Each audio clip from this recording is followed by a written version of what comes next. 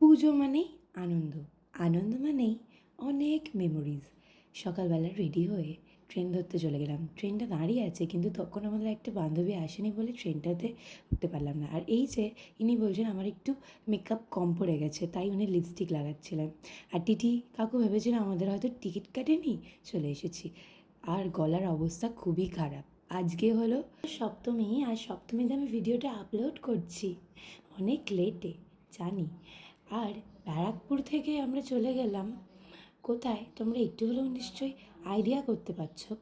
অনেকক্ষণ বাদে বসার জায়গা পেয়েছি। তারপরে অনেক কটা স্টেশনে পরে স্টেশন এলো, নামলাম। পুজো, আর রোদ হবে, ঝড় হবে, জল হবে, আমরা তো বাঙালি, ঠাকুর তো দেখতে যাবই। এই যে ছাতা নিয়ে যতই রোদ হোক, প্যান্ডেল তো দেখতে যাবই, ঠাকুরও দেখবই।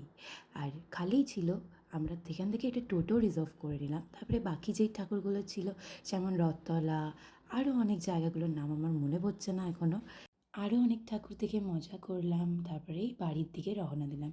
এই যে ব্যারাকপুর স্টেশনে এসে ঝমঝমিয়ে বৃষ্টি, তারপরে আমরা একটু ওয়েট করার পরে সেখান থেকে আমরা বাড়ির দিকে রওনা দেবো বলে বেরোলাম। আর আমার চোখে পড়ে গেল সুন্দর সুন্দর ব্যাগগুলো। তারপরে ওখানেও একটা ঠাকুর ছিল, দেখলাম। আমরা রাস্তায় যেতে যেতে অনেক মজা করেছি, তারই কিছু কিছু ক্লিপস দেখে নাও তোমরা। এই যে আমরা 5 জন মিলে গিয়েছিলাম, ভেবেছিলাম হেঁটে হেঁটেই যাবো মজা করতে করতে, কিন্তু আর পারলাম না, অনেকটাই দূর ফেরিঘাট। তারপরে টোটো করে চলে গেলাম ফেরিঘাট, ফেরিঘাট থেকে নেমে পড়লাম। আবার সারাফুলি থেকে ট্রেন ধরে আমাদের নিজের হোম টাউনে চলে এলাম। এখানে ভিডিও এড করলাম। Thanks for watching.